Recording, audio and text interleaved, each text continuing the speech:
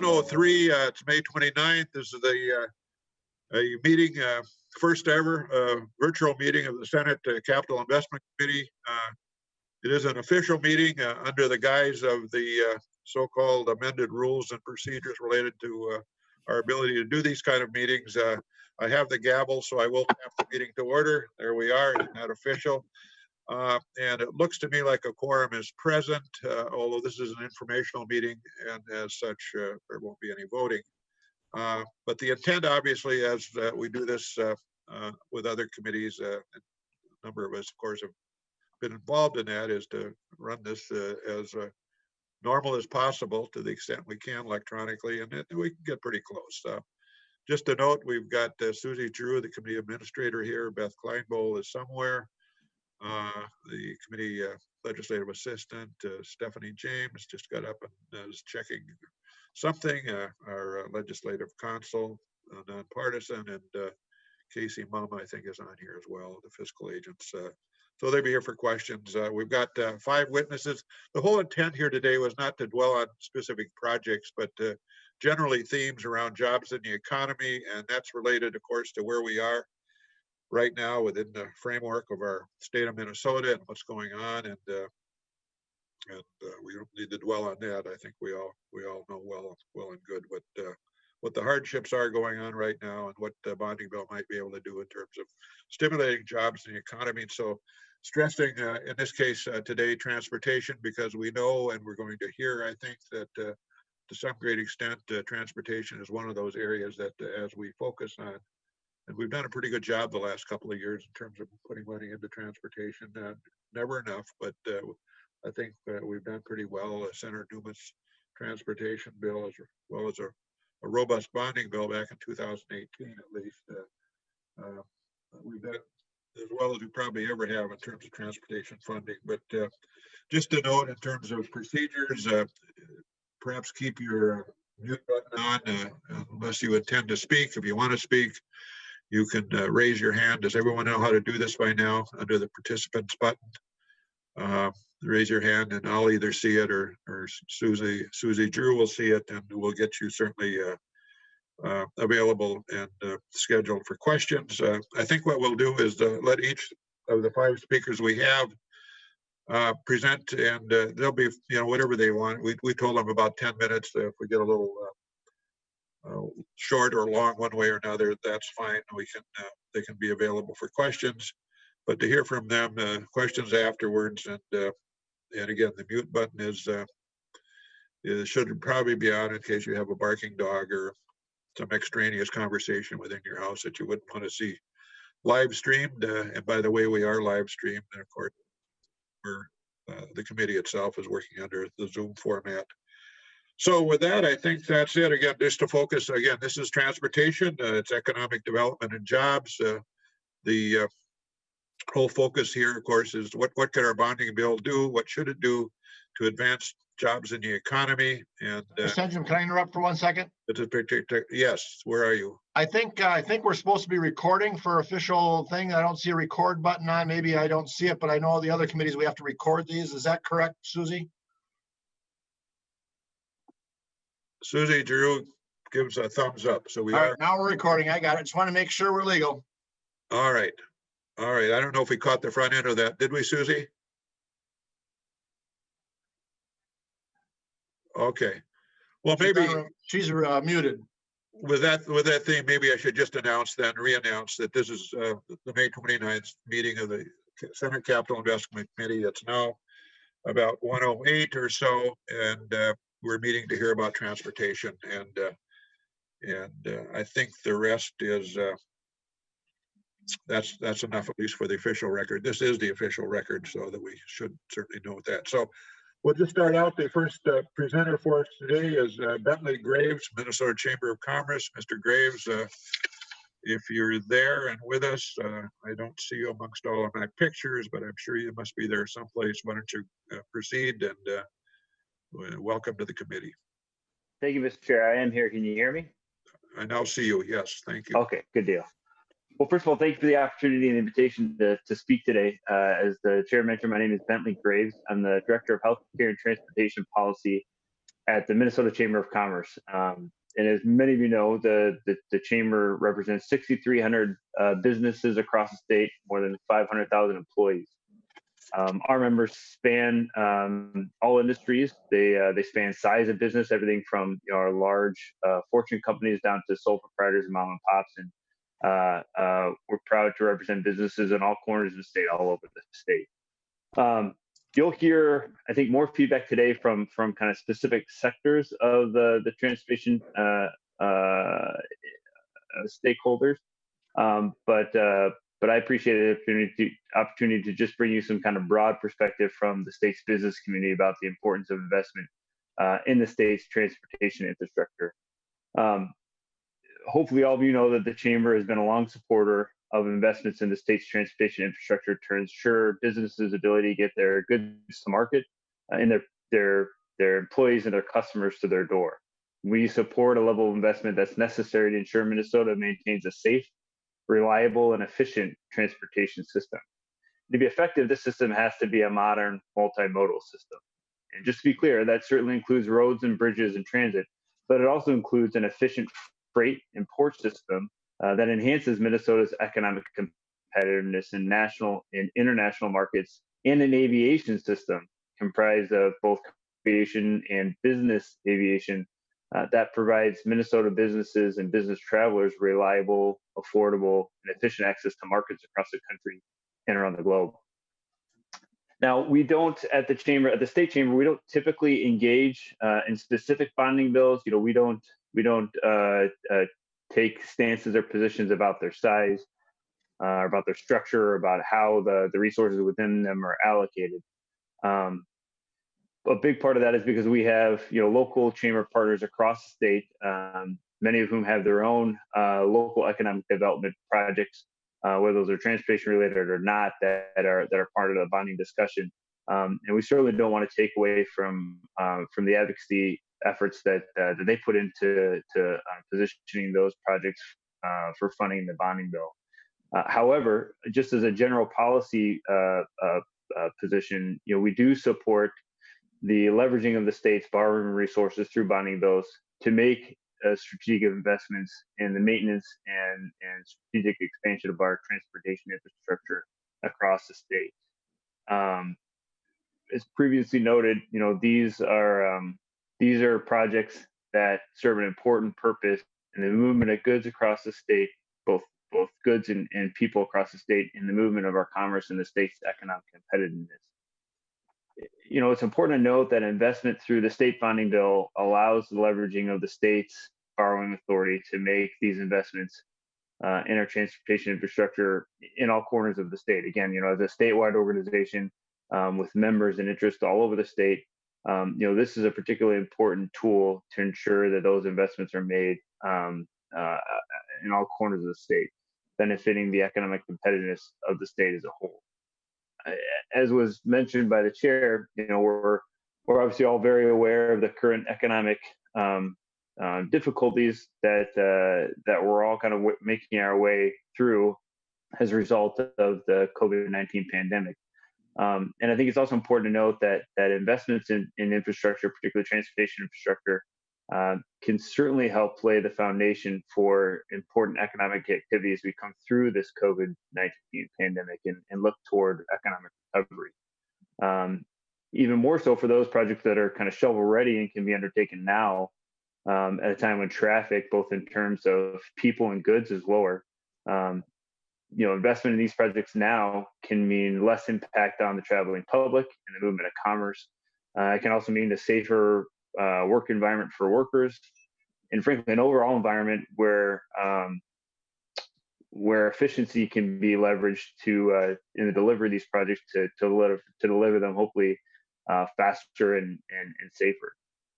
It's also, I think, important to note that in this current economic time, investments, particularly on those local projects for local roads and bridges, can really serve as a pressure relief valve for local units of government that are experiencing significant financial pressures right now. And making these investments through, again, the leveraging of the state's borrowing authority can certainly relieve pressure on demand for local property taxes as well. So again, I think you'll hear from specific sectors in a moment with probably more in-depth detail about what investments can mean. But just again, just from the Minnesota Chamber's perspective, on behalf of the state's business community, leveraging the state's farm authority through a bonding bill to make these critical and timely investments in our transportation infrastructure, whether it be roads, bridges, air, rail, ports, transit, is an opportunity to really get these critical dollars into the infrastructure at a time where they can have both kind of a stimulating effect, but also I think will guarantee the state in these local communities or regions of the state significant ROI as we find our way both through this pandemic and on to the other side of it. So I certainly don't want to take more time than I need, and I know there's others that will have more to offer. But again, just very much appreciate the opportunity to kind of provide that high level perspective about the state business community's view of investment in transportation, and I'm happy to answer any questions that any of you might have. But again, Mr. Chair, thank you so much for the opportunity and the invitation to testify today. Well, thank you, Mr. Graves, for being here today with us and presenting your testimony. I do have one, and there may not necessarily be an answer. Maybe I'm digging a little too deep, at least for the Minnesota Chamber. Some of these may be more local, but when you're sitting around, if you will, the chamber table and talking about transportation, are there any particular modes of transportation that stick out? I mean, is our airport infrastructure the way it ought to be? You hear those kind of comments, or we're not being able to get grain from southern Minnesota, western Minnesota. We're not being able to get it to market because of rail or the highway system, or are trucks congested in the Twin City urban metro area too much, or do you get any flavors like that might, or the transit system isn't adequate? Is there anything that kind of just sticks out as the chamber groups talk about transportation within our state and what kind of the needs are? Mr. Chair, thank you for the question. I think it really depends upon kind of sectors of the economy and areas of the state. In one area of the state is very much kind of questions and concerns about the level of investment in kind of transportation. Others, it is more about airports and freight in ports. Certainly others, it's more focused on transit. So again, as a statewide organization with a broad membership that spans all industries, all sizes of business, and all corners of the state, we really kind of do our best to gather all that feedback and provide some policy prescriptions that can be brought to bear to solve the various challenges that everybody faces. But I think it really is dependent upon kind of type of business, sector of the economy, area of the state, when it comes to kind of more specific challenges that folks face. So, Senator Jasinski, I think you have your hand up, if I'm understanding, right? Yes, that's correct. Again, I just want to follow up with some comments. Thank you, Bentley. I just want to follow up as being one of the big benefactors of recent bonding of Highway 14. I just want to summarize a little bit of what it's done just in my district, in District 24. What we've resulted in economic development is a Costco distribution center that was 385,000 square feet, 150 employees being added. Rise Modular, which is a modular construction company that does modular apartments and hotels, 80 new employees, over 100,000 square foot facility. Minimizer relocating to the location of Highway 14 and 35, 80,000 square feet, 70 employees.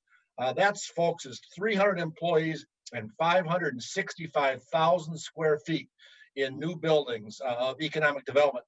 In addition to that, expanding businesses were Daikin Applied, 150,000 square foot new facility, 50 new employees.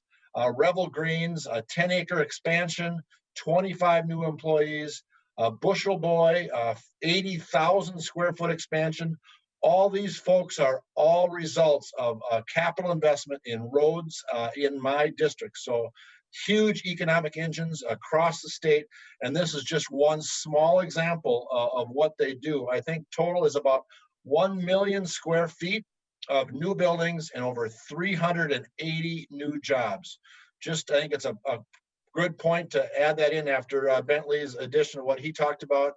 Just a small example of what these projects do in my district, greater Minnesota, I know that metro-wise as well, but for rural Minnesota, what roads do to our economies are phenomenal. So thank you, Mr. Chair. Oh, thank you. A splendid testimony, I will tell you. Thank you, Senator Jasinski. Senator Uyghur.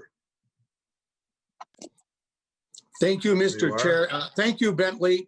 On the subject of multimodal transportation, strongly agree. And I wanted to share in White Bear area, the Chamber of Commerce is strongly advocating safety as well as the economic impact for trails, and trails being a part of multimodal transportation.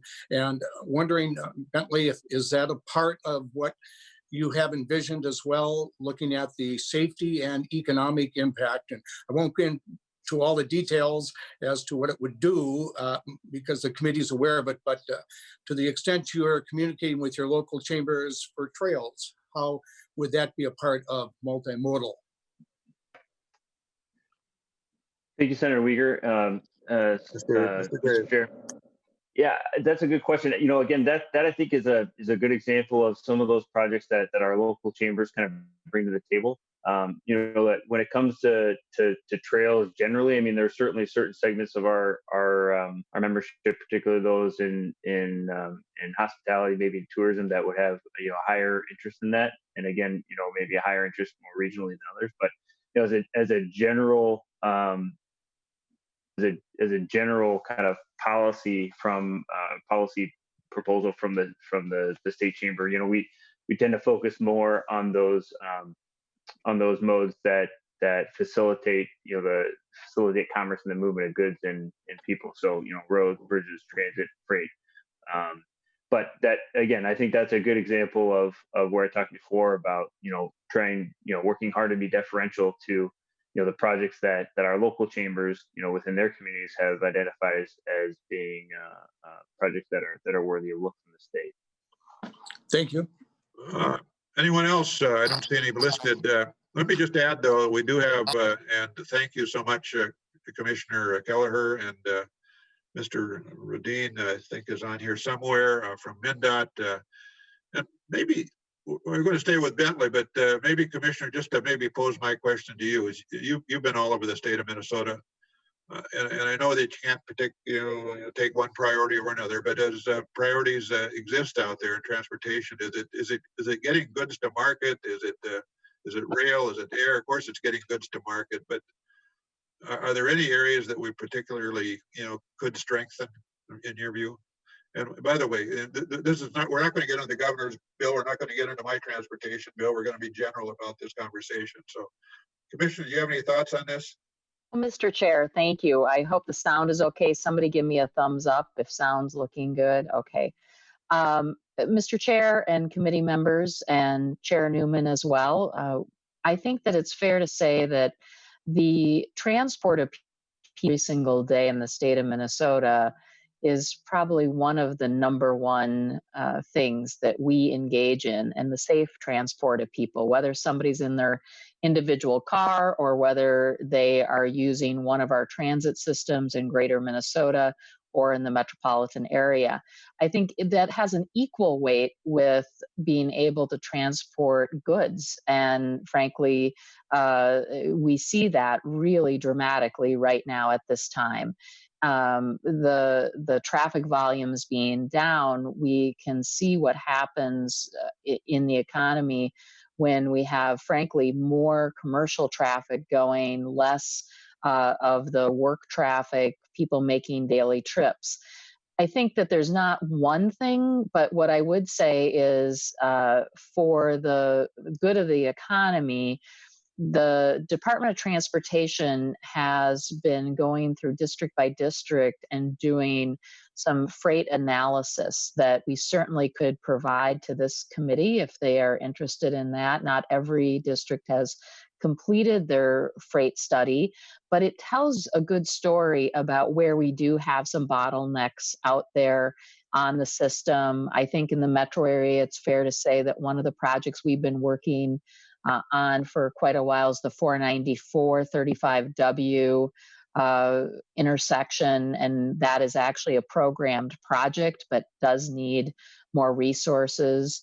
I think that those sorts of things are the things that really move both people and freight. And when freight gets backed up on the system, and actually, I know we are not going to talk about a specific bill, but one of the things you will see in the governor's proposal is a fair amount of investment in rail crossings that help the railroads and the public interact in a much safer way, and actually helps for keeping the commerce moving. And so I'll stop there, and I'm sure we're going to talk about some more specific issues. I just want to, one other thing, Mr. Chairman, Yes. on the job side, for every $1 billion that's invested in the transportation system directly, the estimate of direct jobs, Senator Jasinski was talking about some of the indirect benefits of good investments in systems.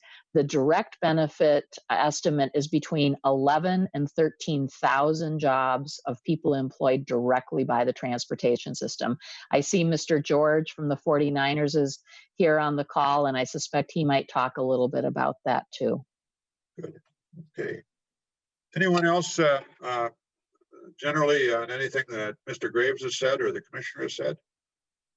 Well, thank you to both of you, and continue to chime in. We can be a little informal, I think, today.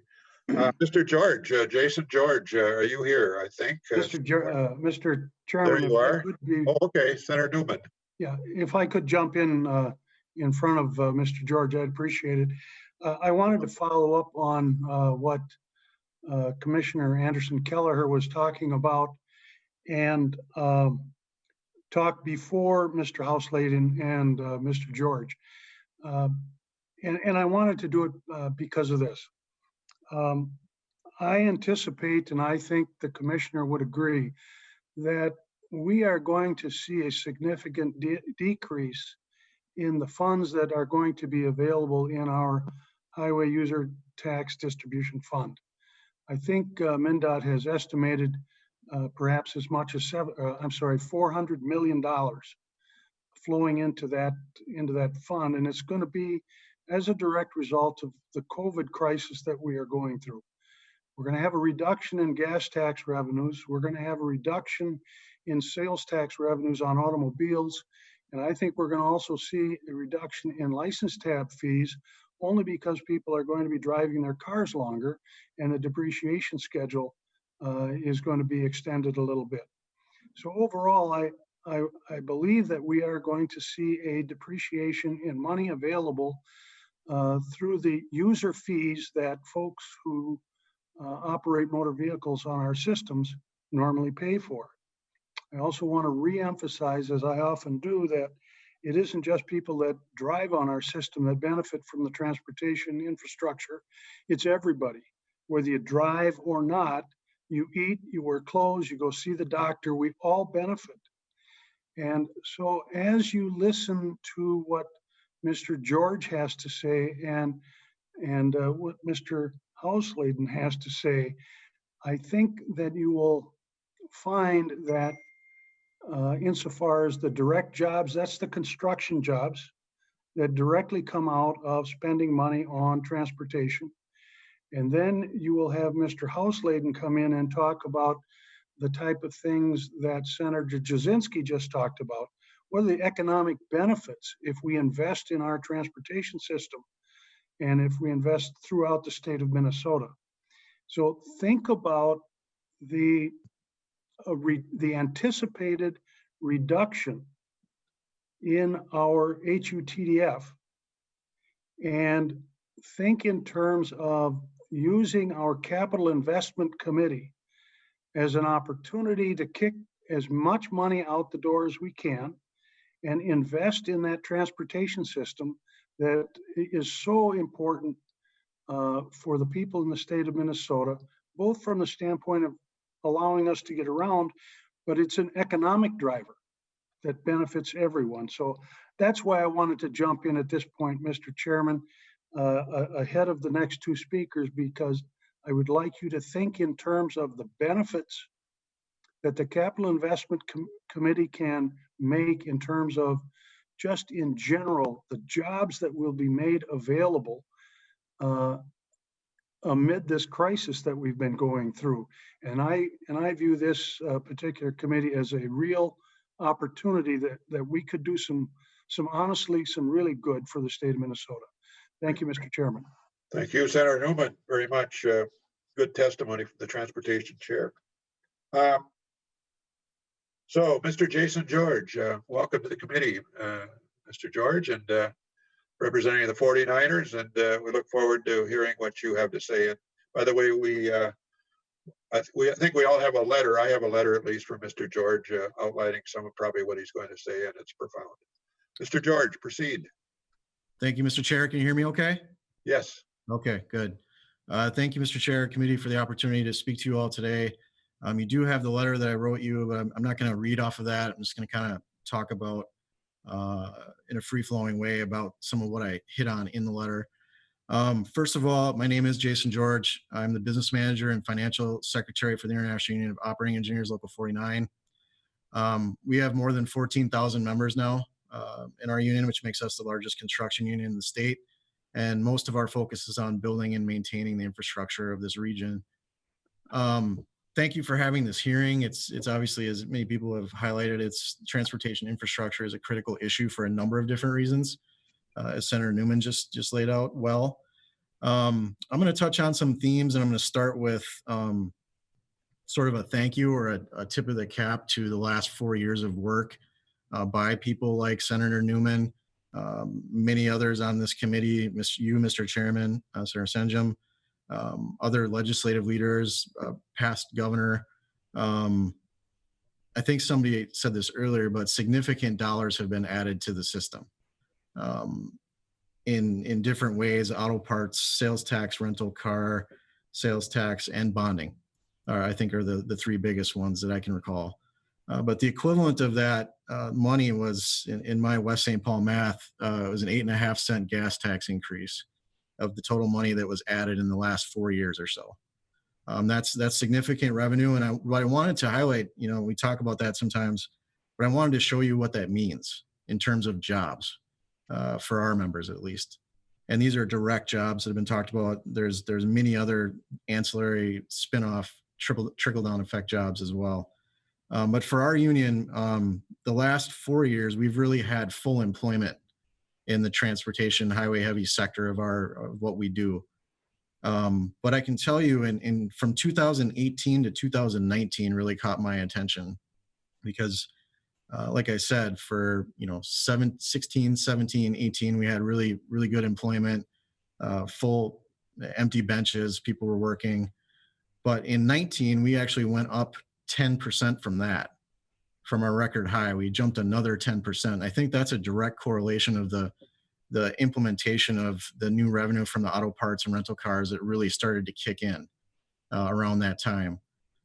Just to give you a sense of what 10% means, we got close to 10 million work hours just in transportation infrastructure, just our union last year, which was by far a record amount for us.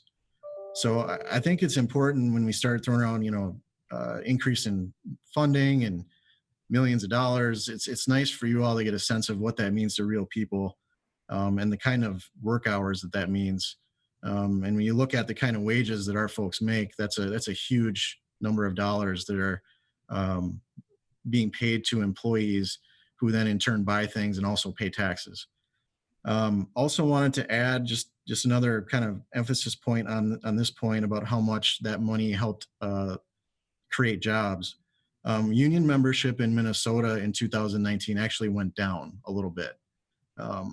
But in 2019, our union added 400 members, which I think is among the most in the state. And that's a direct correlation to the kind of money that, this committee and others, as I've highlighted, invested in transportation infrastructure. So I think it's important to point those facts out. And I also think it's important to emphasize how immediate that is. We're not talking that money was added 10 years ago. We're talking when you add significant revenue to this system, it has immediate impacts the next year. So I wanted to point that out to you. I thought it was important. to highlight that. Wanted to touch on, the situation we're in with this virus and COVID-19, and wanted to, I think it goes without saying, but I wanted to highlight it that threatens the progress that I just laid out. I think others have pointed that out. It's pretty obvious that local governments, MnDOT, they're going to have budget shortfalls because of what's going on with the lack of traffic and a lack of investment and the contraction of the economy. And all of that stuff that I just laid out for you in terms of job creation is threatened by that. So it's important for you all to know that. I can also tell you that if we don't do anything, and if that just kind of stands, that economic recovery coming out of this situation, this crisis, will absolutely be negatively impacted if we don't do anything. Wanted to highlight for you the fact that we are prepared to do more. If there were to be a significant investment in transportation infrastructure, even above, I would hope for above and beyond filling the holes that we're going to have, because now is a great time to build. We have the capacity to do that. We added those 400 new members last year successfully. It's a combination of finding people that have some skill and getting them into a new industry. It's a combination of training people that don't have any skill and getting them ready. We have a 400-acre facility in Hinckley that's state of the art, or that's probably the best in the country in terms of training people and getting them ready. And I have a list of close to 1,000 individuals that want desperately to be in our union, that have signed up online and expressed interest in getting into this career. So we absolutely have the interest. We have the capability to train people. All we are lacking is the investment. So we're ready to go if the will of the body is to make this kind of historic investment in transportation infrastructure, which I think you should do. A couple other things I wanted to highlight. There's concern about whether or not, or just the issue of working safely in this environment and stopping the spread of this virus. Transportation infrastructure is actually uniquely positioned to do that very well. I think you all see our pieces of equipment and our members in them all over the state. There's one seat in there. We're already socially isolated. We know how to do that pretty well. We already are. And even the people that aren't in the seat, that are on the ground helping, they're also spread out by nature of this work.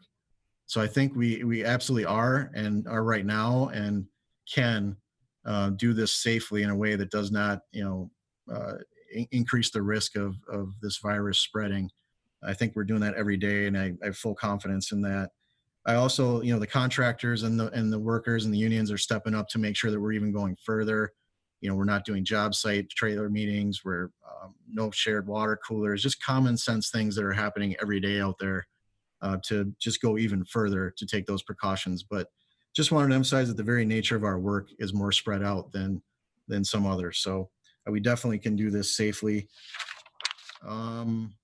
Wanted to also say to you that I've done some, I talk to my agents every day, the people that are out talking to members every day. And I talk to a good number of members myself. They all have my cell phone number, which is both a blessing and a curse sometimes, right? But I talk to a lot of them is the point. Nobody that I've talked to, and myself included, is aware of one of our members that has raised any concern about working on a transportation highway heavy project right now. Not one that we've heard of. And if it were a concern, I can guarantee you we would have heard of it. They want to go to work. They feel safe. If there's issues, we address them, and they know that, and the contractors are doing a good job too. I'd like to give them a shout out. So moving on to, last point on safety. I think the commissioner or somebody highlighted this. I know she's talked to me about it. The lack of traffic right now actually makes the environment more safe. With the lack of cars and other entities on the road, it makes work sites safer. So now is a great time to actually build. It's a perfect time to build. So I wanted to make that point too. Economic stimulus. Let's talk about that just briefly. I think Senator Jasinski just did a great job of highlighting the spin-off ripple effect of investment in roads in particular. It's absolutely there. Every economic study will show it to you, but it's nice to, when somebody like Senator Jasinski points those real projects out with real square footage, and real workers and real jobs that are created. And that's just in his district, as he pointed out. That's happening all over the state when you invest in transportation infrastructure. But I wanted to give you a sense for a little bit of the reach of it too. Our union has 700 signatory contractors or so. They are in every corner of the state, and the vast majority of them are 15 employees or under small businesses. So when you invest in transportation infrastructure, you are literally touching every corner of the state. You're touching big businesses like Ames, Crossing, the big players, but you're touching one person bands, 15 employee shops, gravel pits, people that make asphalt. I mean, the ripple effects are enormous. That's why I think whenever there's economic crisis, investment in transportation infrastructure always seems to come up as a good idea, because it is. It's the best way that you can spend your dollars to touch every corner of the state and kickstart the economy. Those employers that are all across this state hire employees from all across the state. Our members are incredibly spread out. Those 14,000 people don't live in the metro area. They live everywhere. In fact, I have more members that live in the city of Virginia than I do in St. Paul. So if you're talking about, reach and investing in dollars that will touch everything and get everywhere and spread out throughout our region and benefit everybody, transportation infrastructure investment is it. Lastly, on those jobs, I think you all know, those jobs come, at least with us, with good union wages that raise families. In partnership with our contractors, we provide industry-leading pensions. We're adding a 401k this year as well for our members, that they're going to have both. They have world-class healthcare that's portable from contractor to contractor, that's entirely paid for by us and our employers. And they also get access to that training center that I talked about, that's entirely paid for by us and the employers. It's a tremendous, it's the kinds of jobs that you want to invest in Minnesota. It really is. And it's the exact kinds of jobs that if you invest in will kickstart this economy and get us back to where we need to be. So that's kind of the case that I wanted to make for a robust investment. I think now is a great time. I would urge you to invest in the biggest capital bill in the state's history that you possibly can. There's plenty of need. I think I've tried to make the case that it will do a whole lot of good for more than just the direct employees, but for the whole entire economy and for the whole entire state. I would encourage you to make the bill balanced. There's other aspects of the construction industry and sectors of the economy that have needs too. Wastewater infrastructure is definitely one I wanted to highlight for you, but also, building and maintaining building infrastructure is important too. But there's just no question that if you're going to do a robust bonding bill, it has to and absolutely should include a tremendous portion for roads and bridges and transportation infrastructure. It's the smart thing to do. I think the evidence overwhelmingly points to it's the right thing to do for the state. So with that, I'll close. And I just wanted to thank you again for the opportunity. This is an important discussion. And as you consider this bonding bill along the way, I really hope you give strong consideration to investments in transportation infrastructure. So thank you for your time. Thank you, Mr. George, very much. Great testimony. And I have a question, but I'm going to defer to Senator Tomassoni, who has one also. So Senator Tomassoni, proceed. Thank you, Mr. Chair. So I'm not sure if this is for Mr. George or for Senator Newman or for the commissioner. Let me first start out by saying I want to highlight the fact that there's no traffic in the Twin Cities right now, because I haven't been in a traffic jam now for about 3 weeks, and I'm kind of enjoying that part of it. But having said that, that's probably not a good thing. Okay, so because of what's going on in the economy, gas tax revenues have to be down, sales tax revenues have to be down. That has implications for the funding for our transportation system. So how does that particular financial situation play within the projects that are already in progress, and does it affect any of the projects that'll be coming up for the rest of the summer? And we also have a situation where the price of oil is down, which makes me think that maybe the cost of the construction product is down also. So there's a whole series of dynamics within the economy that could be affecting the projects in highway construction this summer, or do they not affect this summer at all, and they actually are prospective from here on. So I'm not sure who's best to answer that, but I'll let you decide that, Mr. Chair. I'm going to look for the light that around the face that lights up first. Well, I think it's probably looking your way, but I think it probably comes my way. Thank you, Chair Senjum and Senator Tomassoni. I think one of the things it's a mixed bag of what's happening right now. The positive is that because of the Department of Transportation's strong fiscal policies that have been in place now for a number of years, we will be able to deliver upon all planned construction for this season. And there may even be, as Senator Tomassoni mentioned, some slight benefits that come in on a few of the projects that have not been let yet in terms of pricing, where we had seen prices kind of skyrocketing the last couple of years overall, both materials and labor. There probably is going to be some opportunity here for a bit of stretching of those dollars. I think it's fair to say that should you decide to invest in some of those local projects that are ready to go, those could get onto the ground this year yet. But really, you're making an investment that helps us prime the recovery for the future.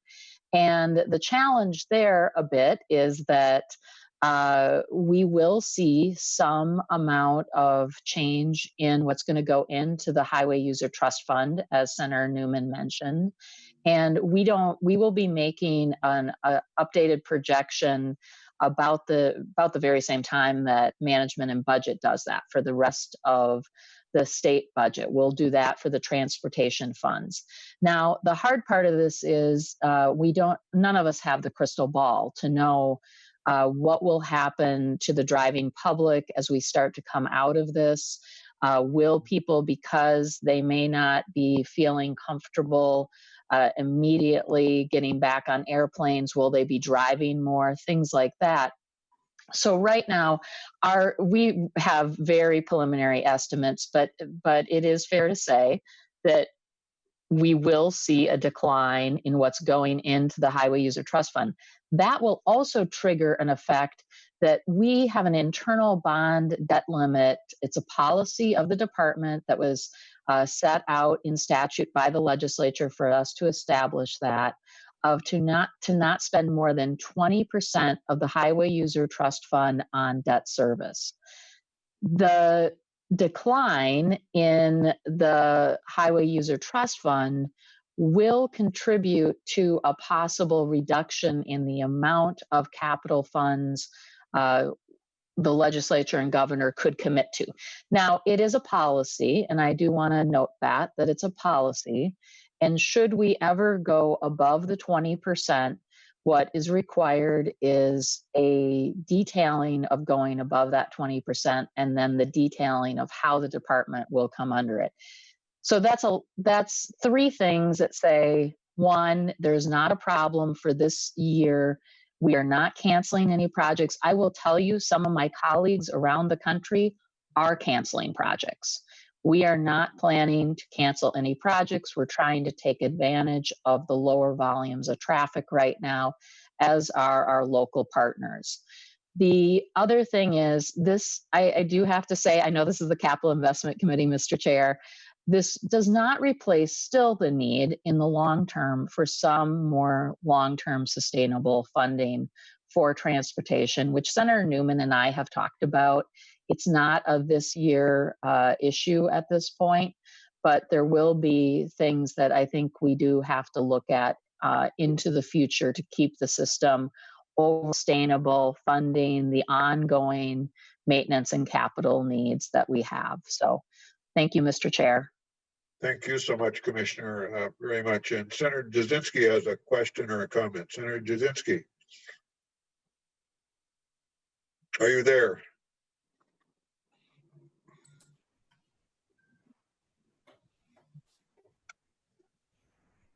Senator Jasinski? Okay, if not, Senator Nelson, Senator Nelson. Thank you, Mr. You are Chair. welcome, and proceed with your question. Thank you, Mr. Chair. Commissioner, thank you for the update. I'm just looking for a little bit more. I was intrigued by the 20% guideline for a debt service out of the Highway User Trust Fund. And I'm just wondering if you could tell us, where is that now?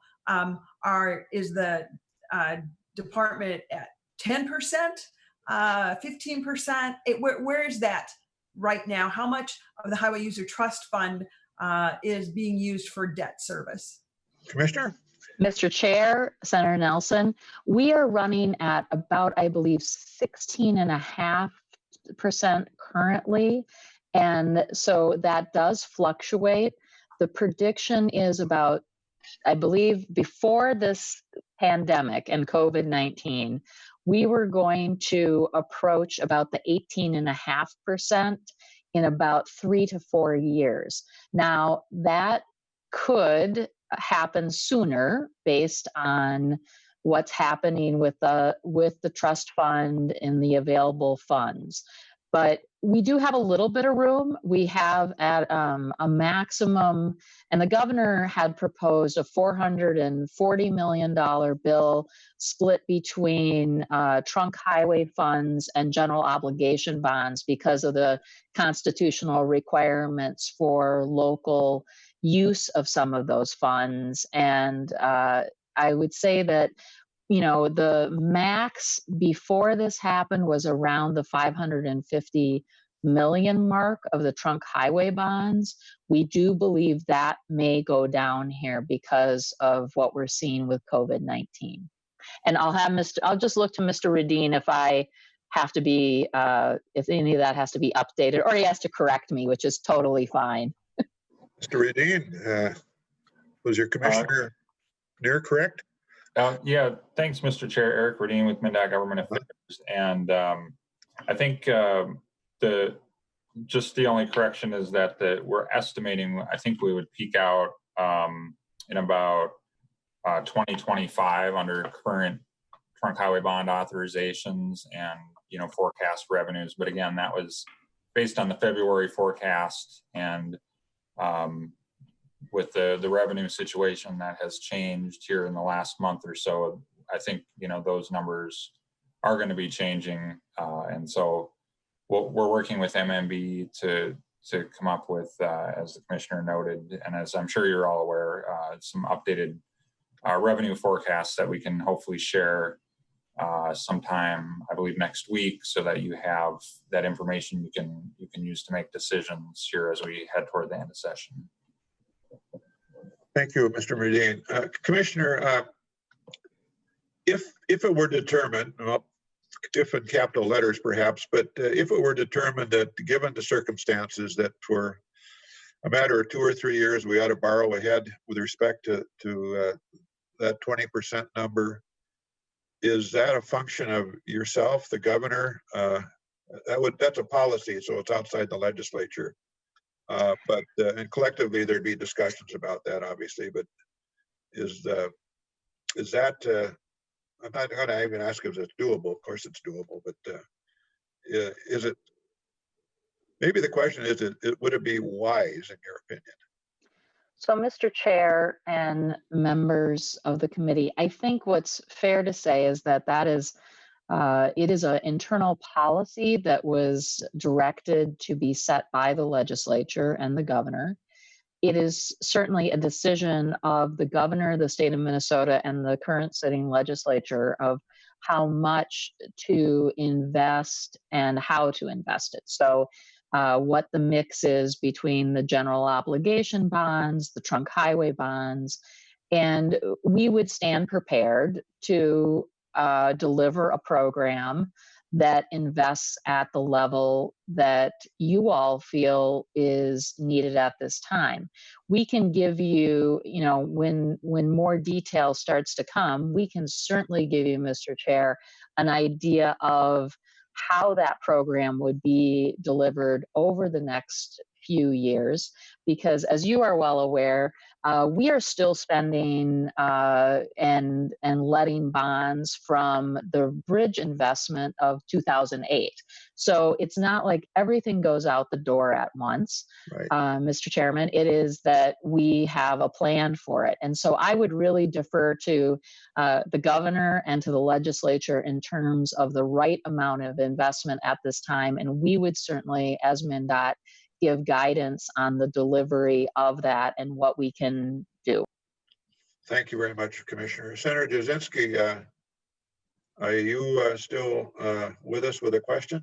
Yes, I am. Actually, I had to step Okay. out for a second. I came back, but again, I just want to urge members that, these are safe jobs given what's going on now with COVID-19. We've seen and have examples of what the economic impact are. So I think we need to do whatever we can do to invest as much money in transportation now as we can, and actually really set up a pipeline of projects, not just here and there, but to set up that pipeline so we can plan for it, to anticipate it, go through the engineering and do all those things for it. This is going to be a huge thing that we can invest in. Traffic is down. These jobs make the most sense given what's going on right now. So I think this is a phenomenal discussion. We need to continue on it. And I think transportation is what we need to be investing in right now. It's prime opportunity for what we need for the state. Thank you. Thank you. And I have one for Mr. George, a follow-up, and I'll just kind of couch it like this. Many business owners, when they want to find out how to make their business more efficient, make that dollar stretch a little bit further, are wise and frankly do ask their employees. In the grand scheme of things, in terms of delivering transportation infrastructure across Minnesota, you are our employees, those 49ers out there. They're up front and center. They see how it works, why it works. But are there any thoughts that you have, Mr. George, or your people have ever brought to you? We could, to the theme or to the question of we could be more efficient. We could stretch our dollar a little bit further if somehow MnDOT and the state of Minnesota did this. And it may not be a fair question, but maybe particular to answer in front of the commissioner. I don't know, but you got to ask, especially at times like this. How can we make this transportation dollar stretch further? Sure. Mr. Chair, good question. I would defer to the commissioner and others on that are smarter than me. But I mean, what I hear, you're pretty smart, Mr. George. what I hear from, what I know, I think is permitting is one that I see a lot of. Just the expediting permits that are needed for road projects or pipeline you name it. I mean, every project needs some kind of environmental permit or right-of-way permit, all kinds of permits. Sure. That's definitely one area that I hear from contractors and members who hear from their contractors about why they're delayed a little bit. So that's definitely one area to look at that I think could make an immediate impact of expediting those environmental permits in particular and not allowing things to really jam up the process for that, while still maintaining that, things are done safely, obviously, but sure. Permitting has become a bit of a weapon for people that are looking to stop progress. I'll just say that. How about that? That's fair. That's fair. But in terms of the collaboration between, I'll just give you a sense of the collaboration between my members and the employers. It's tremendous. I think the employers are constantly seeking the feedback and input from my members on how to do these projects definitely more safely, but also more efficiently. It's a partnership that we have with our employers, and it extends through the benefits that we provide. We do everything jointly. So that kind of input happens every day. I don't have a ton of specifics for you, but that input absolutely is happening every day between employers and employees and our members and the union. Sure. We work very closely together. Perfect. Thank you very much. Anyone else have a question? To that point, Senator Stenton? Yes. So I think I have a bill for the wetland, just back to Mr. George, the wetland replacement. Are we waiting on wetland replacement acres to get or funding for that? Because from what I've heard, we have a shortage of wetland replacement dollars or land. Is that correct? Or maybe Commissioner? Mr. Chair and Senator Jasinski, I believe that the wetland bank is an issue that often faces the local units of government even more than MnDOT right now. And so I think that it is an important issue to be talking about in terms of wetland credits. I would point to one other thing that this legislature and past governors have done, and that is allow for innovative contracting. And we have some of the best innovative contracting available to us of any MnDOT, any DOT in the country.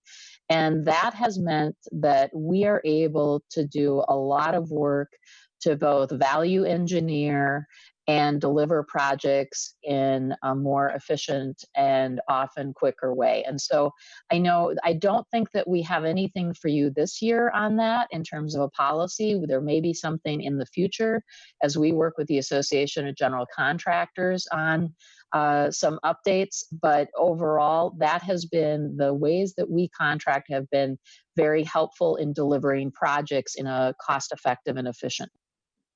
Great. Senator Newman, two issues for your committee, permitting and value engineering.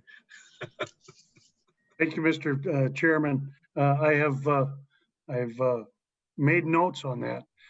I would, if I could, Mr. Yes. Chairman, follow up a little bit on the discussion where the commissioner talks about innovative contracting. Given the limitations that we know we have on trunk highway bonds and to a certain extent on GO bonds, we could also think about some innovative financial structuring for purposes of getting the necessary money out the door so that we can begin working on some of these projects. And I know that there are bonding structures other than trunk highway bonds. We could consider maybe using some of those. I know that, for instance, we could consider using a certificate of indebtedness as maybe a placeholder until we could utilize more trunk highway bonds in the future. I'm simply suggesting that the fiscal folks and the financial folks could maybe help us come up with ways where we could take advantage of low interest rates, the need for more money into the infrastructure at this time. And say, for instance, Senator Tomassoni says, the cost of gas is way down right now. Well, if the cost of gas is down, so is the cost of asphalt. And maybe we could use some kind of financial innovation to help us get some additional jobs out the door. Thank you, Mr. Chairman. Thank you. All right, let's see. Okay, why don't we proceed next, Mr. Hausladen, is that right? Hausladen or close? That's correct, Mr. Chairman. Okay, welcome to committee, Mr. Hausladen, representing the Minnesota Trucker Association. We appreciate you being with us and kind of sticking with our conversation here. I know sometimes we maybe get a little long, but I think so far I'm frankly impressed with the conversation we've had. All right. Well, thank you, Mr. Chair. Again, I am John Hausladen, president of the Minnesota Trucking Association, and I do thank you for the opportunity to be invited here today. And I can tell you, it is really nice to see you all. We work in these virtual environments, but the work you do and the work we try to support you doing is so important. And it is good to see you. And thank you for the leadership you're all exhibiting and making some really challenging decisions, and obviously dealing with, how do you sustain local roads and bridges and freight movement as part of that conversation. And I don't think it's an exaggeration to say that trucking is Minnesota. Our 650 member companies, they hail from every corner of the state and really every point in between. And when you think about trucking, trucking really is a microcosm of Minnesota's diversity. And we haul a lot of raw things, agriculture products, timber, mineral that comes from the fields and the forests and the mines. We haul livestock and milk, plants, in farms to grocery stores and the plants. And then we haul manufactured cabinets and snowmobiles from factories. Then we also transport the high-tech wind generators and medical equipment from ocean-going vessels and laboratories. So we haul a lot of things from the biggest to the small, from the most personal to the broadest. And it really does reflect the diversity. And the equipment that we use really reflects that diversity. So when we talk about trucking, I think it's important to realize trucking is not just one thing. You have a flatbed, you're hauling, rebar. Heavy specialized is an earth mover. Refrigerated might be meat. Tank could be petroleum or, pneumatic flour. A dump truck, could be just that, sand and gravel. Less than truckload could be paper and then parcels of the things we get at home. And really, when you think about it, trucking is the link that brings it all together. Just a couple of statistics. 68% of Minnesota communities are served exclusively by truck. So think about it that way. 7 out of 10 communities have no air, no rail, no water. Everything that goes in and everything that goes out must be hauled by a truck. Then if you take a look at just tonnage, 78% of Minnesota's manufactured tonnage, so these are the things we make, is hauled by truck. It's not an exaggeration to say, and I know you've heard it before, but I love saying it. If you got it, a truck brought it. Now, the current COVID-19 crisis has brought attention to something that truckers have long known. Trucking is essential to our lives. And this is on display as our brave men and women have put themselves food and medicine and critical supplies that continue to be delivered each and every day. And these have been challenging times for trucking fleets and drivers. Can y'all still hear me there? I think that's coming from Miss Bogan's microphone, if she could mute. Good. Thank you, Ms. Bogan. Thank you. Yeah. So to take another run at that, the current COVID-19 crisis has brought attention to something truckers have long known. Trucking is essential to our very life. And this really has been on display as our brave men and women have put themselves in personal peril to ensure that food, medicine, and other critical supplies are delivered each and every day. Now, these have been challenging times for trucking fleets and their drivers. And again, trucking isn't just one thing. It impacts sectors differently. Medical supplies, grocery deliveries, they're way up. Restaurants, fueling stations, way down. Drivers have been challenged to find places to park and places to eat. But all in all, I just want to tell you that our industry is resilient and it is successfully meeting these challenges before us. Now, for our fleets to serve our citizens, both in times of crisis and when life is more normal, they do need a strong system of roads and bridges. And when we go out to our members and we say, rate the system, there's sort of 3 components. Interstates, quite good. Major arterials, pretty good. But the local system doesn't get as good a marks. The local road and bridge system has long been underfunded.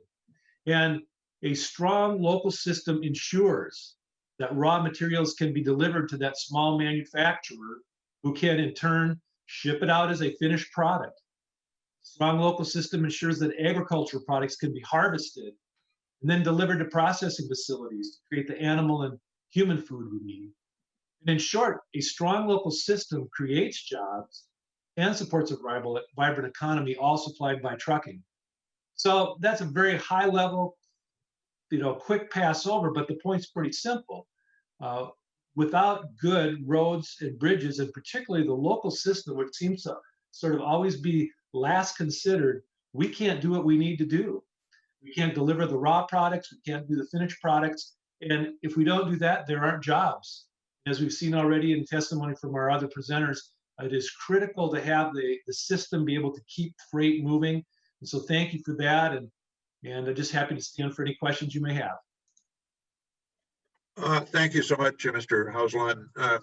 Maybe just to follow up on this, I'm not sure any of my questions are really fair today, but When we get to the local road and bridge section of our bonding bill, we often wonder, well, should it be equal roads, bridges in terms of amounts, or should we put more in roads and less in bridges? And we never really have a guidepost to make that decision. We frankly just guess, and for the most part, I don't know. Do you have any questions, roads versus bridges? I mean, they're both important. Obviously, a road's no good without a bridge, so we all know that. But just any thoughts or comments on that? Mr. Chairman, don't have a formula, but what I can tell you, if a bridge is out, sometimes the distance you have to reroute is significant, and it may be the only place in. So these projects are all very specific to the locale. So in some cases, a bridge might be a priority because of what it serves. Right. On the other hand, it might be a road. Right. Good. Anyone else? I don't see anyone. Anyone for any questions, thoughts related to? Mr. Chair, this is Senator Funker. Senator Herb, please proceed. Yeah, I just want to say I appreciate your comment about, you know, if there's we need to have good bridges too along with the road. So I just want to appreciate your expression of your good comment. I see you're sitting under what supposedly is not so good a bridge. Yes, I am. Yes, not so good. The damaged part is right behind me here, you know, as you can see, like, yeah. We've been there. Just That's pretty slick, Mr. Senator. Mr. Chairman, right. Yes. If I may add to Senator Newman's comments, it's really hard to know how this is all going to play out. As we mentioned, it's not, you know, our truck dealers would like to sell trucks, but it may be challenging. So the sales of new trucks could be challenged. That drives down revenue to the system that Senator Newman talked about. It's hard to say what truck mileage is going to be. I mean, in the early phases of the pandemic here, mileage has been pretty steady because our sectors have been pretty busy. Opening small businesses to receive and ship freight is critical to us. And so I wish I could give you better metrics on those, but it seems like every week we're getting a different set of measurements. Right. Yeah.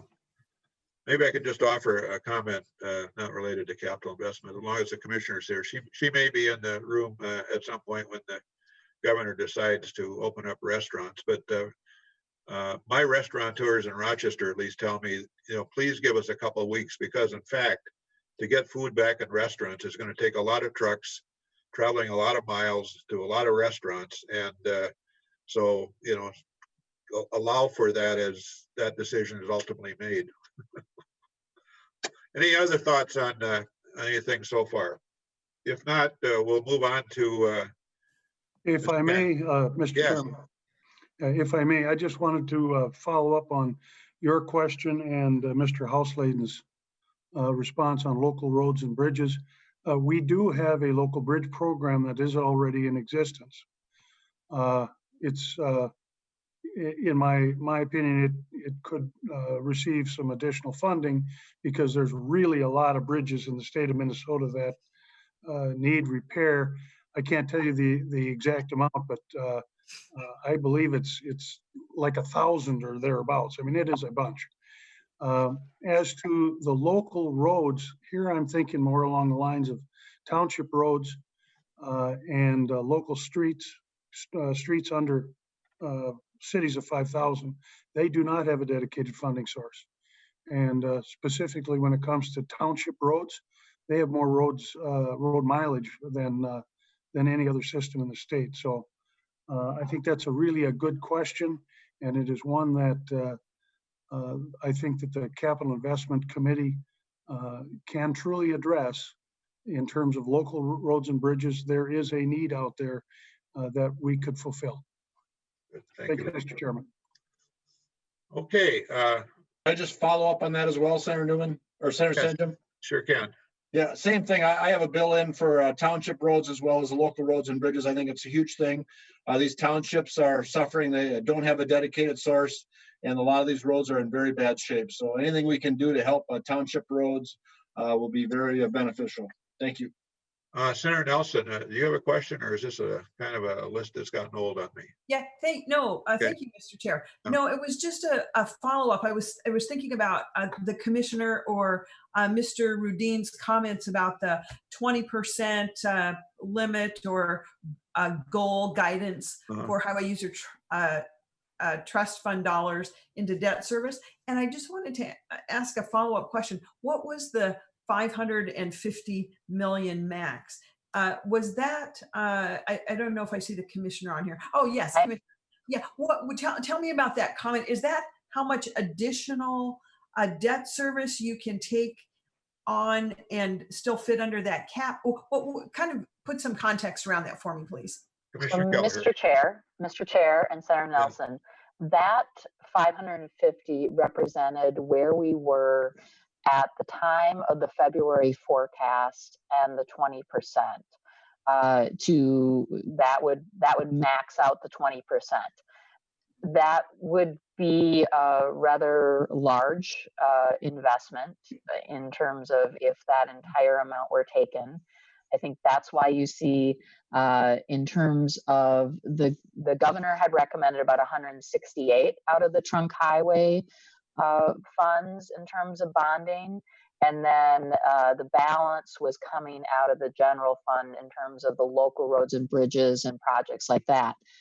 If you would allow me, Mr. Chair, I can give you a number on the bridges. So on the list for the local road and for the local bridge program, there's a current list of 70 bridges and localities who are in the system applied for that local bridge money.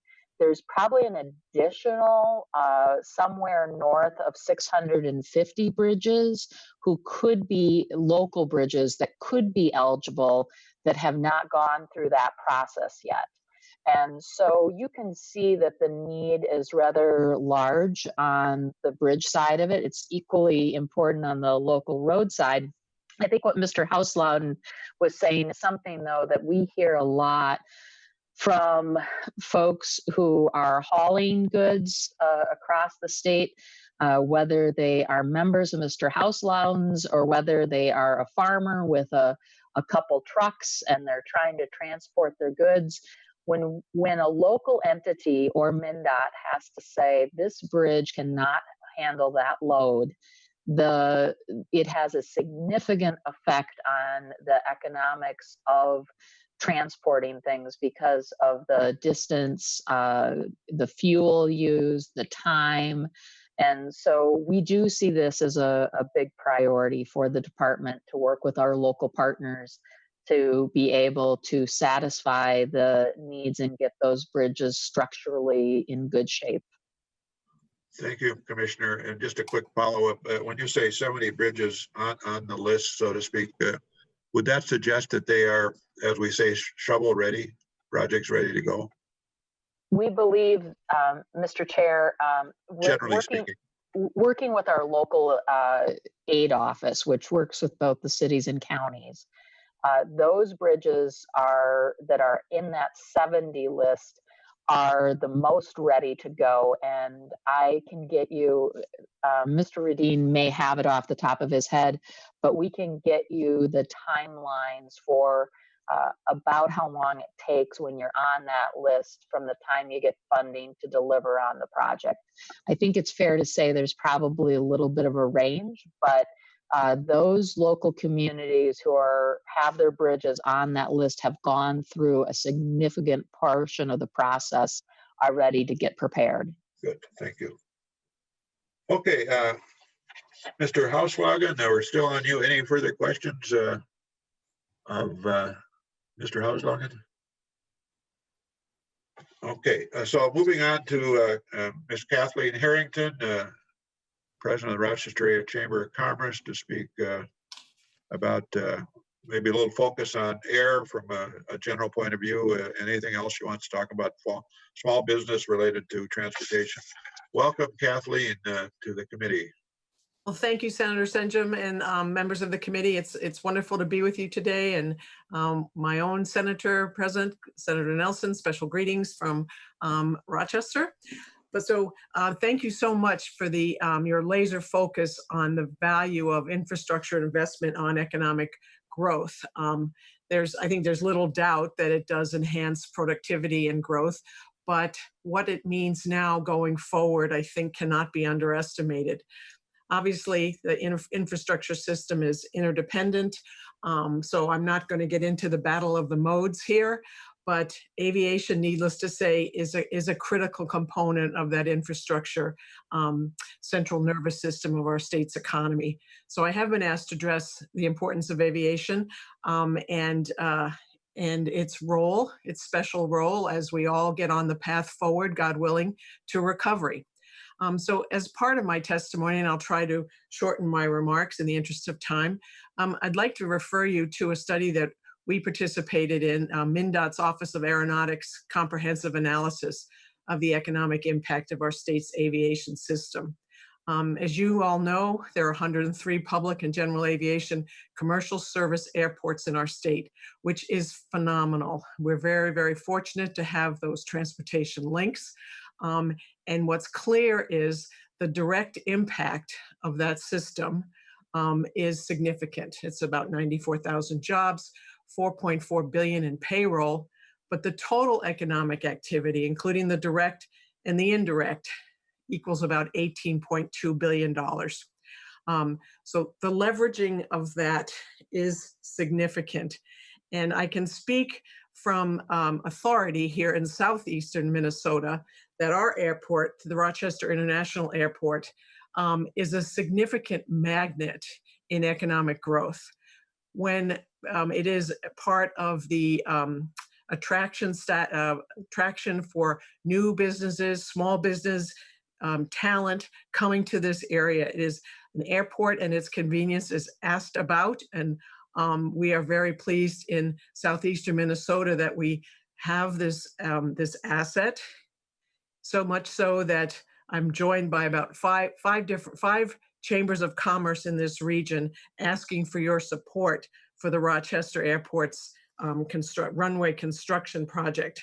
But our airport, there are other countless examples of employers and communities around the state that rely on aviation as a business tool. Aviation ties businesses together, multiple domestic and international locations. Obviously, it helps oversee large-scale development projects. It's critical in supply chain transport and helps expand market areas and reduce employee travel time and cost. So in fact, DEED says that as they attract new businesses to Minnesota, the presence of our airport is critical. And as I said, in Rochester, that's certainly the case. But just as I reported, when I talked about the economic impact in the MnDOT study, that's from 2019 in a time of economic expansions. But going forward, I think everyone shares a concern about what is the expansion or what is the recession of our economy going to look like. Aviation is going to be a critical asset in business recovery strategies. What we've been telling our members, our small business members here in this community, that the businesses that will succeed are going to be the ones that learn to reimagine themselves, redefine a new way of doing business, redefine reliances on different assets in the community. Aviation is going to be critical in that reinventing strategy.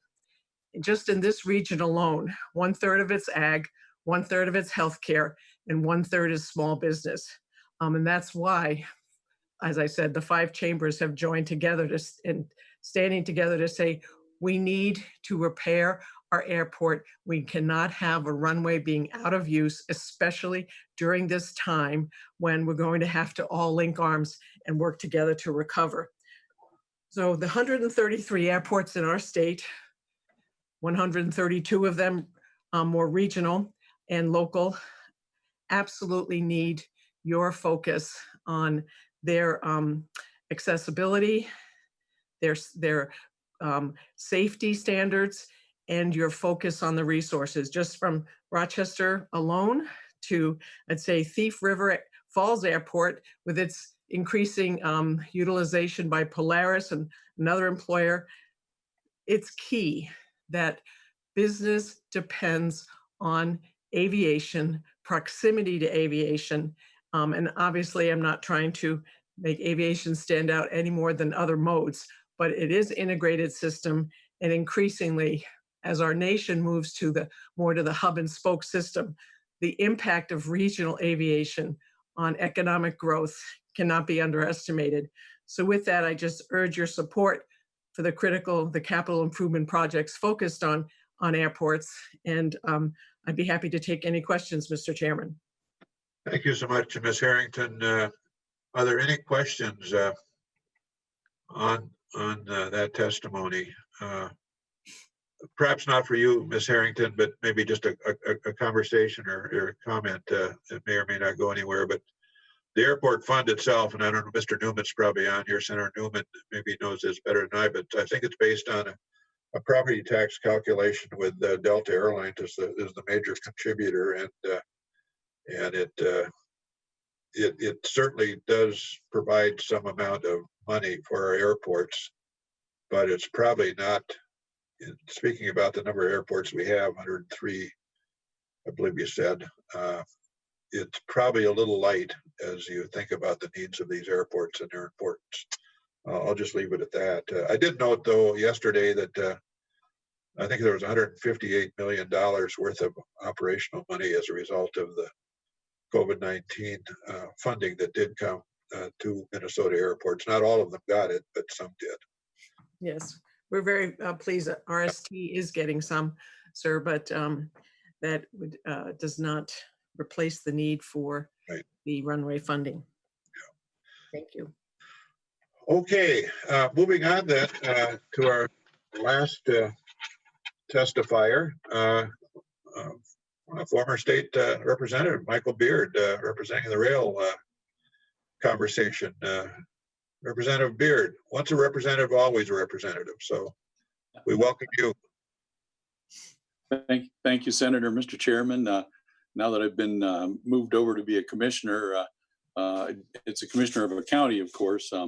I get to wear the commissioner hat as well, but it's been fascinating sitting here for an hour and a half listening to my favorite subject.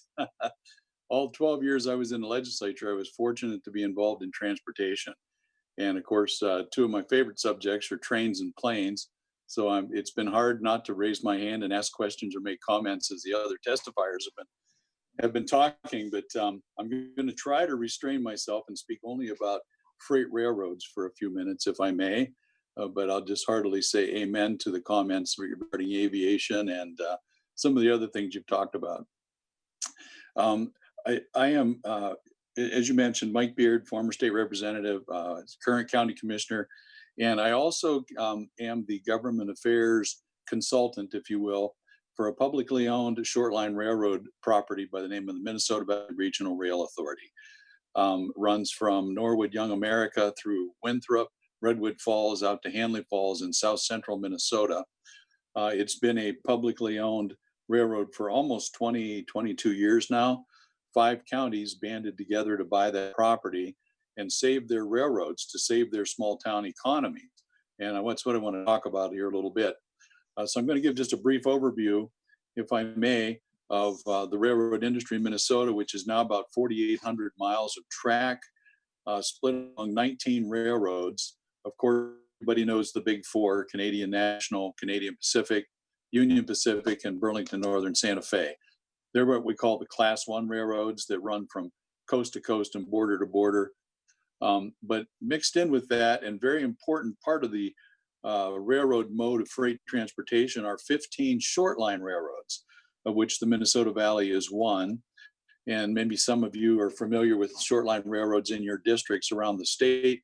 They're the retail railroads that run a small town and handle sometimes as much as unit trains, but usually 1 car, 5 cars of propane, fertilizer, some chemicals for your water treatment plant or what have you.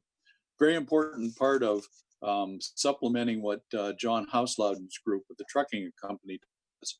Trucks oftentimes are the last mile to the dock door, but many times the bulk commodities travel most effectively, most safely on a railroad car.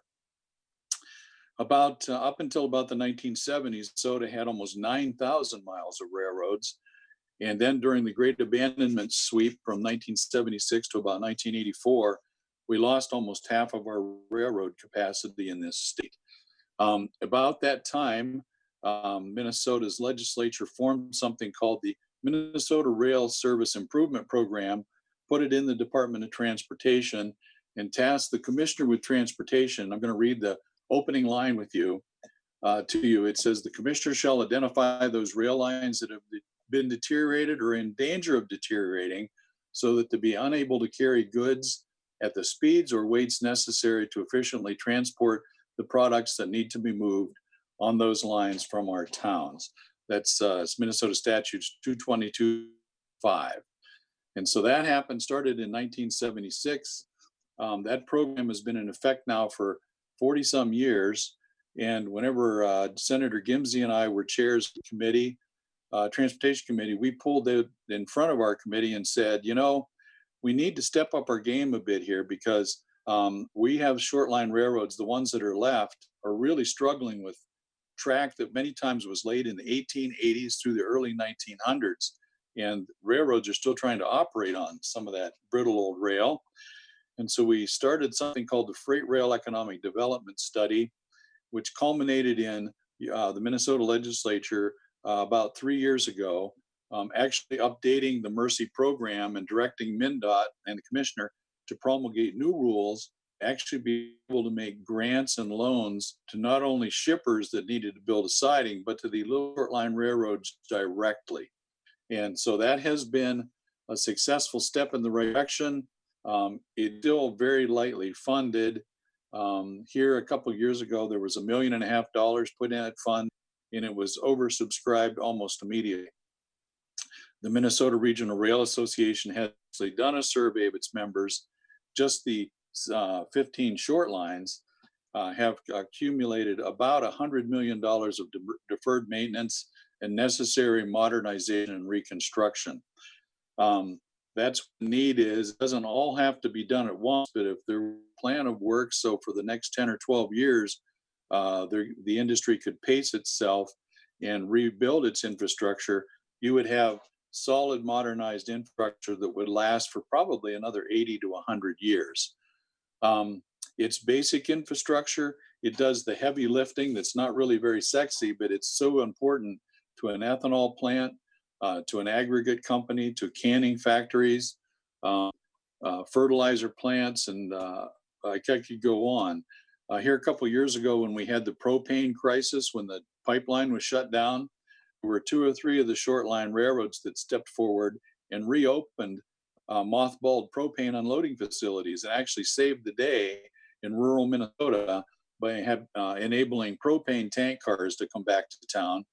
Some cases they hadn't seen a propane car in 15 years, but boy, they were glad to see them when they came back, and the short lines were able to help step up and fill the gap for the farmers that needed to dry corn and keep turkey barns warm. Shoreline railroads are an important part of the whole economy in greater Minnesota. They are largely rural because the class ones tend to serve the major metropolitan areas like Duluth and the Twin Cities. But there are 2 important short lines in the Twin Cities, Progressive Rail on the south side of town in the Lakeville, Farmington area, running down to Northfield and up into Bloomington. And then, of course, the Minnesota Commercial Line, which the legislature actually directly intervened to save an important part of that line's work. Here 2 years ago, the line that runs up to Senator Chamberlain's district, Hugo, out through White Bear Lake, there were almost 900 manufacturing jobs in that industrial park that were in jeopardy because the line had deteriorated so badly under the previous owner, Burlington Northern. But this Minnesota Rail Service Improvement Program, or the Mercy program, we call it, stepped and helped put some basic maintenance into that program that saved that entire industrial park. And that's the kind of impact that the Mercy program and the short line railroads have had in this state. In about 1978, under Governor Quee's leadership, the state constitution was actually amended. I'm going to just cite that for you so you can look it up. Article 11, Section 5 Clause I. The people of the state of Minnesota overwhelmingly supported amending the Constitution, permitting the state of Minnesota to make direct contributions, grants, in other words, to railroads for saving their bridges and their railroad track. The state of Minnesota is not to buy locomotives or rolling stock or make payroll. They are authorized to help rebuild the infrastructure the trains run on. And that's been used quite successfully across the state in a small way the last many years. Over the last 20 years, almost $37 million of federal and state money has been invested, for instance, in the Minnesota Valley Regional Railroad to rebuild about 45 miles of track, which has resulted in almost $100 million of private investment, ethanol plant, a couple of grain elevators, fertilizer facilities, and some other retail chemical and mineral loading and transloading facilities. I'm going to give you just a couple of examples that although I actually work for the Minnesota Valley Regional Rail Authority, I'm not speaking about our railroad in particular, but as an example of what can happen in the other 14 short lines across the state. As the Minnesota Valley has modernized their railroad from town to town, and we've been doing it in about 6 or 7 mile chunks, every time we come to a town, the tax base stops its decline and begins to either level out or grow in value, which results in a little more money for the local school district, a little more money for the local county and city, and probably more importantly, private investment is stimulated that results in another 8 jobs and payroll in the area. And when you're talking small towns of 300 to 500 people, that's a really big deal.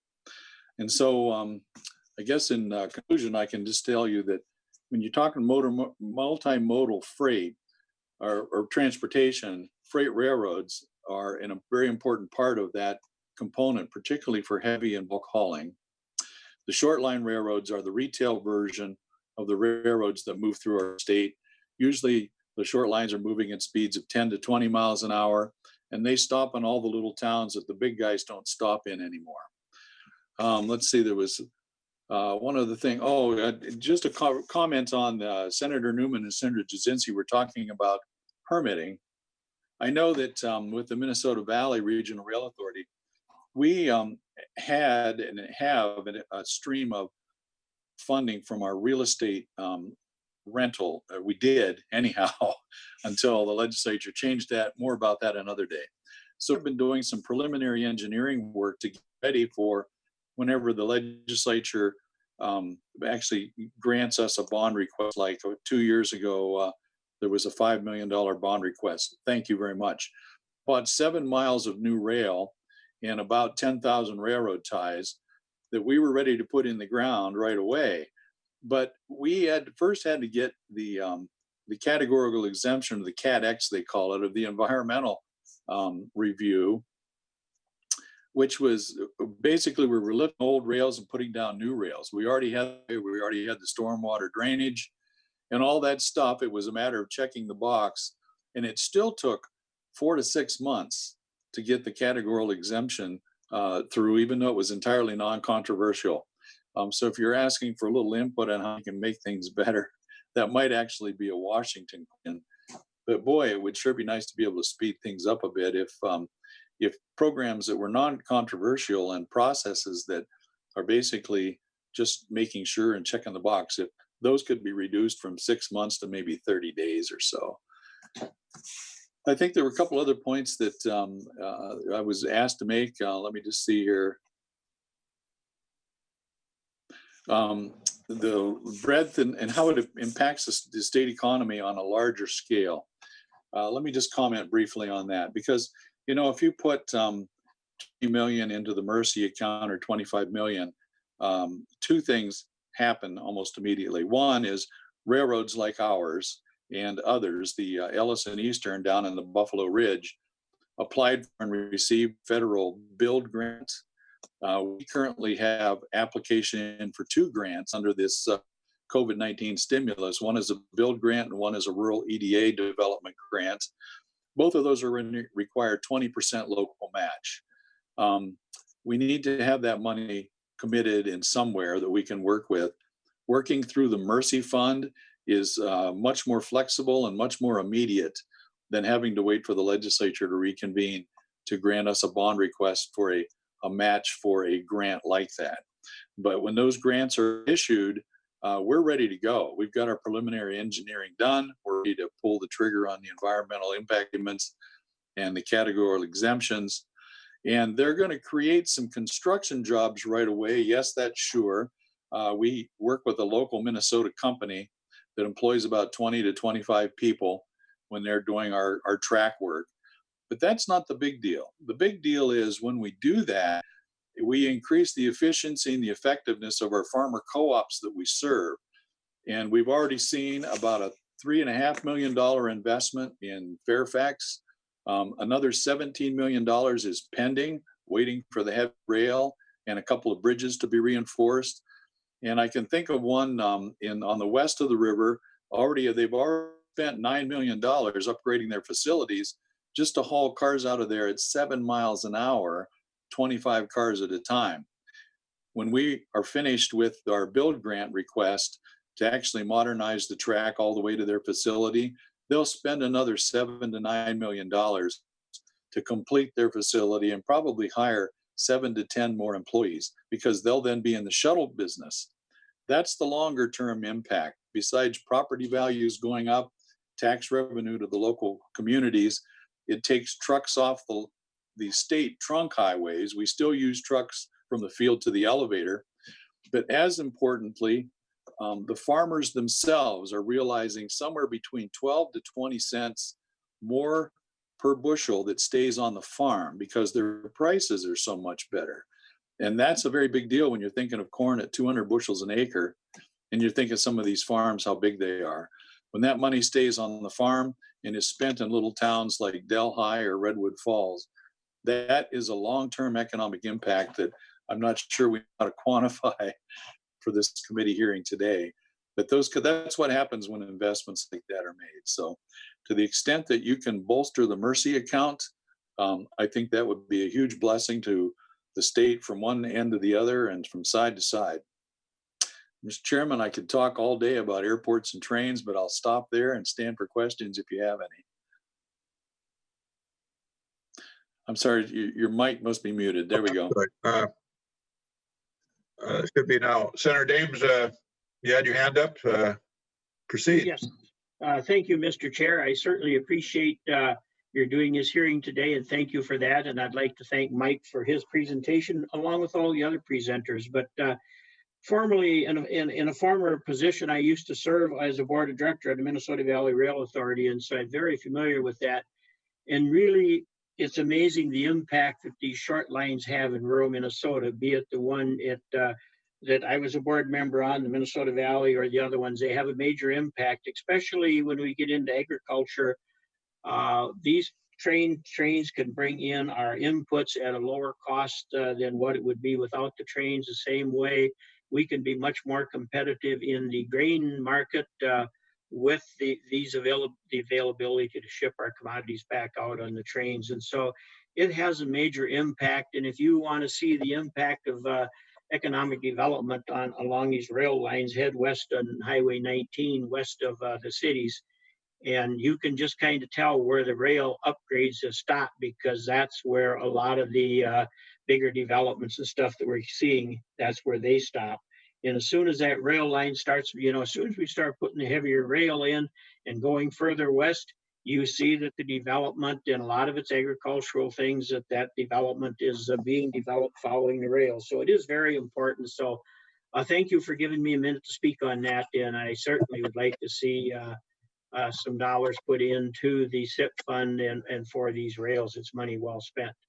Thank you, Mr. Chair. Thank you so much. Senator Pappas is up. Senator Pappas. Thank you. Thank you so much, Mr. Chairman. I think this meeting has been very informative. We should do more. And I hope we don't forget the whole issue with transit that also helps the economy and takes people to work, as Mr. Graves mentioned. It's important for Minnesota. I'd love to see a hearing on our different transit projects and opportunities. So I think we can all agree that a robust bonding bill will jumpstart the economy. It's a big job creator, especially if we're talking about shovel-ready projects, but we also need to keep the pump primed. We need to keep projects going in the future. The interest rates are low, maybe even nothing right now. That's also good for us. Bids are very competitive, as the commissioner mentioned. They're coming in lower because there's not as much private sector competition. And traffic is lower, whether it's a road project or a downtown building project. I have to keep my windows closed because of the noise outside from a building that's being built across the street from me. I live downtown St. Paul.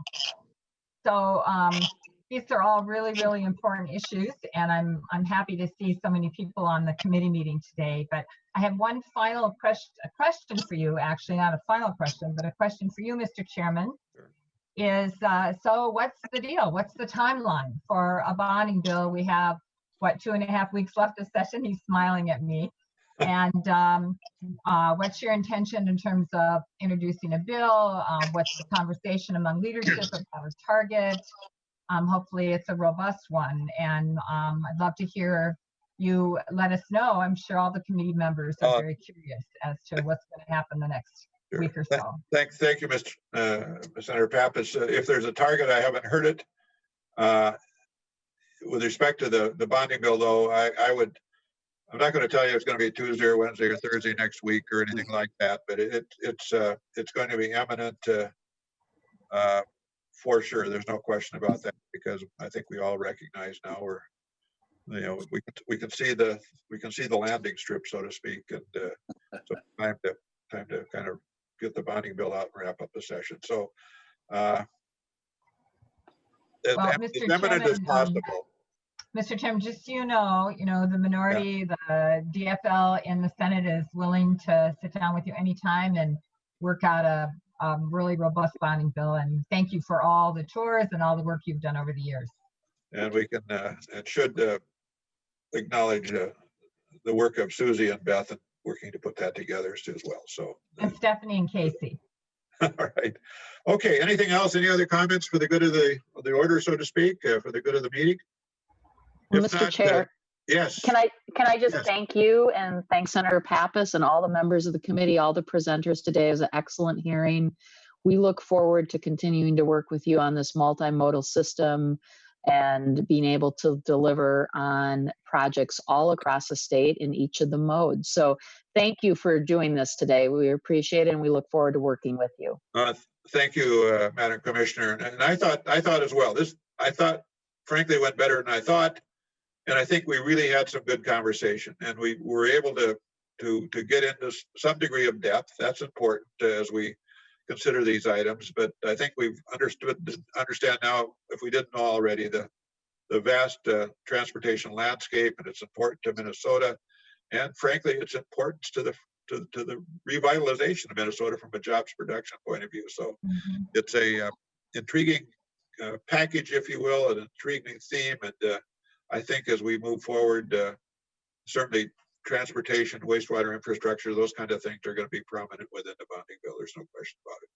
So with that, we will adjourn this meeting. Thank you so much for stepping on here for an hour and 45 minutes and giving us your time. Thank you, and have a good rest of the day.